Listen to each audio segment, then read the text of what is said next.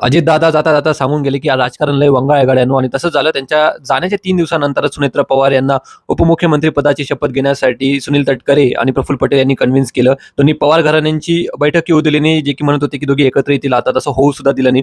शरद पवार म्हणतात, की मला याबद्दल माहितीच नाही, त्यामुळे मी शपथविधीला पण उपस्थित राहणार नाही.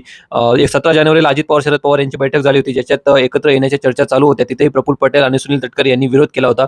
दोघांचा फायदा असा, की दोघे कुठे ना कुठे बीजेपीकडे जाणारे लोक आहेत आणि एकत्र पक्ष झाले तर त्यांचं महत्त्व तिथं कमी होतं. उपमुख्यमंत्री पद सुनेत्रा पवार यांच्याकडे देऊन सूत्र स्वतःच्या हाती ठेवण्याचा प्रयत्न दोघांचा आहे. कारण की कुठे ना कुठे त्यांना एवढा अनुभव नाही सुनेत्रा पवारांना राजकीय पक्ष सांभाळण्याचा.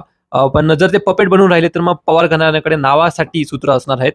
शरद पवारांनी काल नदीचा दौरा केला आणि त्यांनी दाखवून दिलंय, की बघा या सगळ्या तुमच्या राजकारणात आहे ना, मी अजून ॲक्टिव्ह आहे. त्याच्यामुळे तुम्ही असं समजू नका, की तुमचा जो खेळ चालू आहे त्याच्यात मी कुठे बघत नाहीये. त्यामुळे बघणं गरजेचं असेल. पण सगळ्यात महत्त्वाचं काय होतं माहिती आहे का? तुम्ही 8-10 दिवस, 15 दिवस थांबले असते ना, खूप चांगलं झालं असतं. 3 दिवसानंतर हे जर चालू झालं ना राजकारण, हे खूप वाईट आहे. जय हिंद, जय महाराष्ट्र.